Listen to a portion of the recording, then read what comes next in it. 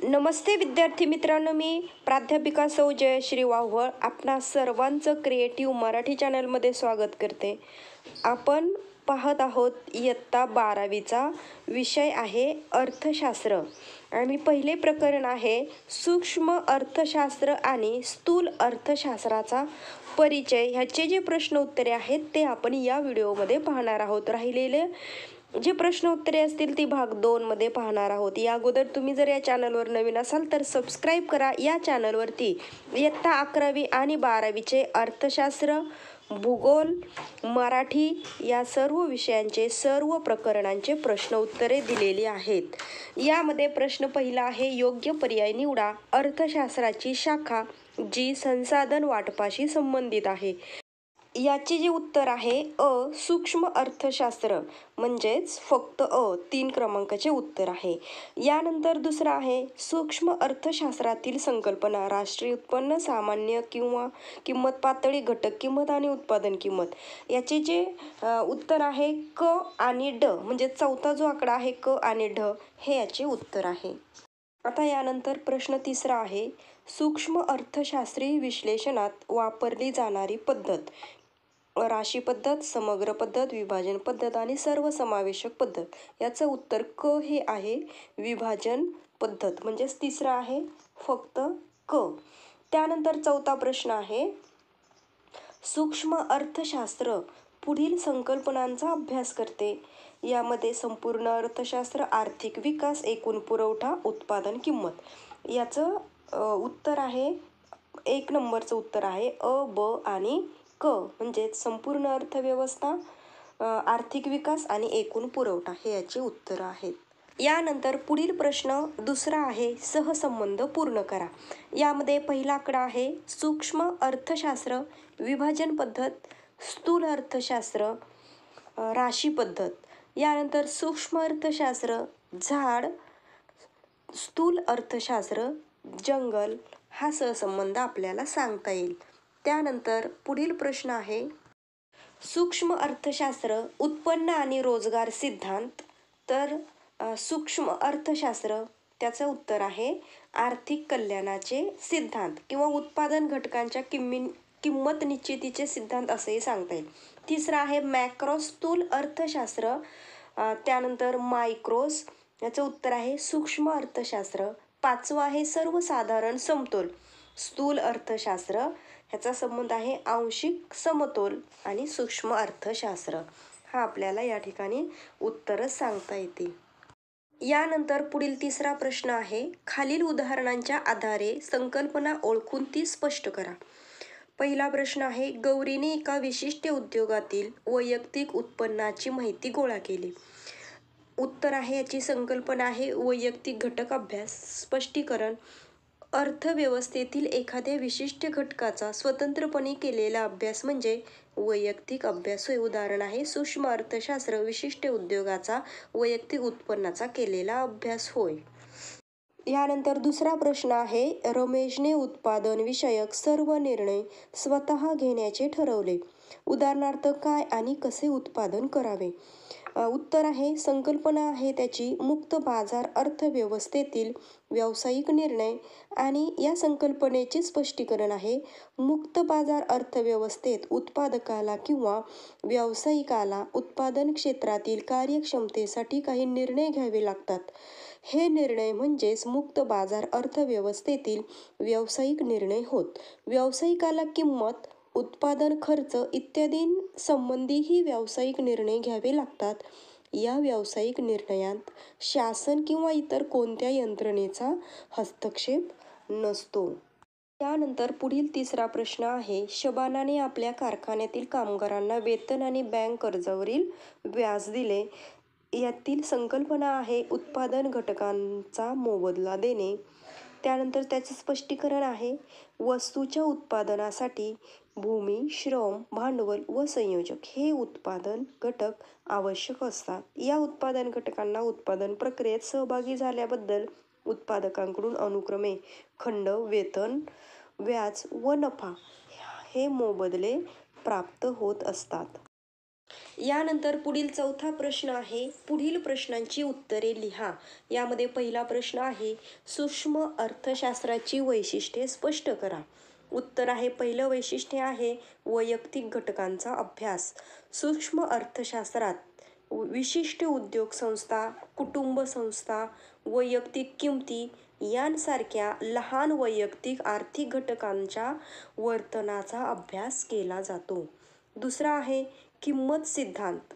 सूक्ष्म अर्थशास्त्र वस्तू व सेवांच्या किंमत निश्चितींशी तसेच उत्पादन घटकांच्या किंमत निश्चितींशी संबंधित आहे. म्हणून सूक्ष्म अर्थशास्त्राला किंमत सिद्धांत असेही म्हणतात. तिसरा आहे आंशिक समतोल. दोन घटकांमधील संतुलन म्हणजे समतोल होय. सूक्ष्मलक्षी अर्थशास्त्रीय विश्लेषण म्हणजे आंशिक समतोलाचे विश्लेषण होय. आंशिक समतोलामध्ये एक उपभोक्ता, एक उत्पादन संस्था, विशिष्ट उद्योग इत्यादी वैयक्तिक आर्थिक घटकांच्या समतोलाचे विश्लेषण केले जाते. आंशिक समतोल विश्लेषण पद्धतीत वैयक्तिक घटकाला इतर आर्थिक घटकांपासून बाजूला काढून त्याच्या समतोलाचा स्वतंत्रपणे अभ्यास केला जातो. नंतर चौथं वैशिष्ट्य आहे विशिष्ट गृहितकांवर आधारित इतर परिस्थिती कायम या मूलभूत गृहितकाचाही आधार घेऊन विवेचनाची सुरुवात केली जाते. पूर्ण रोजगार, शुद्ध भांडवलशाही, पूर्ण स्पर्धा, सरकारचे निरहस्तक्षेपाचे धोरण इत्यादी गृहितकांवर आधारित असते. या गृहितकांमुळे सिद्धांताचे विवेचन सोपे जाते. पाचवा आहे विभाजन पद्धत. सूक्ष्मलक्षी अर्थशास्त्रात अर्थव्यवस्थेचे लहानात लहान वैयक्तिक घटकांमध्ये विभाजन केले जाते व नंतर प्रत्येक घटकाचा स्वतंत्रपणे तपशीलवार अभ्यास केला जातो. म्हणजे सूक्ष्मलक्षी अर्थशास्त्रात विभाजन पद्धतीचा वापर केला जातो. उदाहरण आहे राष्ट्रीय उत्पन्नामधील वैयक्तिक उत्पन्नाचा अभ्यास, समग्र मागणीमधील वैयक्तिक मागणीचा अभ्यास इत्यादी. यानंतर सहावं वैशिष्ट्य आहे सीमांत तत्वाचा वापर. सीमांत संकल्पना ही सूक्ष्म आर्थिक विश्लेषणाचे मुख्य साधन आहे. सीमांत परिमाण म्हणजे एक वाढीव नगामुळे एकूण परिमाणात होणारा बदल होय. सीमांत तत्वाचा वापर सूक्ष्म बदलांचा परिणाम उत्पादक व उपभोक्त्याचे आर्थिक निर्णय घेताना केला जातो. नंतर सातवा आहे बाजार रचनेचे विश्लेषण. यामध्ये सूक्ष्म अर्थशास्त्र पूर्ण स्पर्धा, मक्तेदारीयुक्त स्पर्धा, मक्तेदारी, अल्पाधिकार बाजार या विविध बाजार रचनांचे विश्लेषण करते. यानंतर आठवा आहे मर्यादित व्याप्ती. सूक्ष्म अर्थशास्त्राची व्याप्ती तेजी व मंदी, व्यवहार तोल, राष्ट्रीय उत्पन्न, दारिद्र्य, बेरोजगारी, लोकसंख्या, आर्थिक वृद्धी यांसारख्या राष्ट्रव्यापी आर्थिक समस्यांशी संबंधित नसून फक्त वैयक्तिक घटकांपुरती मर्यादित आहे. त्यानंतर पुढील प्रश्न दुसरा आहे स्थूल अर्थशास्त्राचे महत्त्व स्पष्ट करा.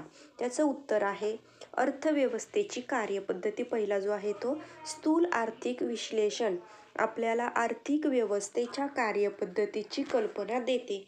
हे विश्लेषण व्यापक आणि गुंतागुंतीच्या अर्थव्यवस्थेतील एकूण आर्थिक चलांचे वर्तन समजून घेण्यास सहाय्य करते. त्यानंतर दुसरा आहे आर्थिक चढउतार. मग उत्पन्नातील चढउतार, उत्पादन आणि रोजगारातील चढउताराची कारणे तसेच त्यांचे नियंत्रण आणि त्यांची तीव्रता कमी करण्यासाठी स्थूल अर्थशास्त्राचे विश्लेषण मदत करत असते. यानंतर तिसरा आहे राष्ट्रीय उत्पन्न. स्थूल अर्थशास्त्राच्या अभ्यासामुळे राष्ट्रीय उत्पन्न आणि सामाजिक लेखा यांचे अनन्यसाधारण महत्त्व समोर आले आहे. राष्ट्रीय उत्पन्नाच्या अभ्यासाशिवाय नवीन आर्थिक धोरणांची मांडणी करता येत नाही. चौथा आहे आर्थिक विकास. स्थूल अर्थशास्त्रीय प्रगत अध्ययनामुळे विकसनशील देशातील दारिद्र्य, उत्पन्न व संपत्तीत विषमता, लोकांच्या राहणीमानातील फरक इत्यादी समस्या समजण्यास मदत होते. ते आर्थिक विकास साध्य करण्यासाठी मदत करते. पाचवा आहे अर्थव्यवस्थेची कामगिरी. संपूर्ण अर्थव्यवस्थेच्या कामगिरीचे विश्लेषण करण्यासाठी स्थूल अर्थशास्त्र मदत करते. राष्ट्रीय उत्पन्नाच्या आकडेवारीचा उपयोग दीर्घकाळ अर्थव्यवस्थेच्या कामगिरीचे मापन करण्यासाठी केला जातो. या कालावधीत उत्पादित वस्तू व सेवांची तुलना दुसऱ्या कालावधीतील उत्पादित वस्तू व सेवांशी केला जातो. सहावा आहे स्थूल आर्थिक चलांचा अभ्यास. अर्थव्यवस्थेचे कार्य समजून घेण्यासाठी स्थूल आर्थिक चलांचा अभ्यास करणे महत्त्वाचे आहे. आपल्या अर्थव्यवस्थेतील मुख्य आर्थिक समस्या एकूण उत्पन्न, उत्पादन व रोजगार आणि सामान्य किंमत पातळी यांसारख्या आर्थिक चलांशी संबंधित आहे. त्यानंतर सातवा आहे सामान्य रोजगार पातळी. स्थूल अर्थशास्त्र रोजगाराची सर्वसाधारण पातळी आणि उत्पन्नाचे विश्लेषण करण्यास मदत करत असते. त्यानंतर पुढील प्रश्न आहे स्थूल अर्थशास्त्राची व्याप्ती स्पष्ट करा. यामध्ये तुम्हाला हा जो ट्री डायग्राम दिलेला आहे हा व्यवस्थित उत्तर लिहिताना काढला की तुम्हाला तुमचे जे उत्तर आहे व्यवस्थित अट्रॅक्टिव्ह दिसतं. यामध्ये पहिला जो आहे तो स्थूल उत्पन्न आणि रोजगार सिद्धांत आहे. त्यानंतर सर्वसाधारण किंमत पातळीचे सिद्धांत आहे. आर्थिक वृद्धी आणि विकासाचे सिद्धांत आहे. विभाजनाचा समग्रलक्षी सिद्धांत. अशा प्रकारे हे सिद्धांत आहे. त्यापैकी पहिला जो सिद्धांत आहे उत्पन्न आणि रोजगार सिद्धांत, यामध्ये स्थूल अर्थशास्त्रात राष्ट्रीय उत्पन्न आणि रोजगार पातळी यांच्या निश्चितीचे विश्लेषण करते. तसेच उत्पन्न, उत्पादन, बेरोजगार पातळीतील बदल किंवा चढउतार यांची कारणे स्पष्ट करते. रोजगार पातळी कशी निश्चित केली जाते हे समजून घेण्यासाठी उपभोग फलन आणि गुंतवणूक फलन यांचा अभ्यास करावा लागतो. व्यावसायिक बदलाचे सिद्धांत हा उत्पन्न व रोजगार सिद्धांताचा एक भाग आहे. यानंतर दुसरा आहे सर्वसाधारण किंमत पातळीचे सिद्धांत. यामध्ये सर्वसाधारण किंमत पातळी कशी ठरते व त्यामध्ये कोणत्या कारणांनी चढ उतार होतात यांचे विवेचन स्थूल अर्थशास्त्रात केले जाते. यानंतर तिसरा आहे आर्थिक वृद्धी व विकासाचा सिद्धांत. स्थूल अर्थशास्त्रात विकसित आणि विकसनशील देशांतील आर्थिक वृद्धी व विकासासंबंधी सिद्धांताचा समावेश होतो. त्यात अल्पविकास आणि दारिद्र्य यांची कारणे व कार्यपद्धतीचे स्पष्टीकरण केले जाते. तसेच आर्थिक वृद्धी व विकासाचा वेग वाढविण्याची व्यूहरचना सुचविली जाते.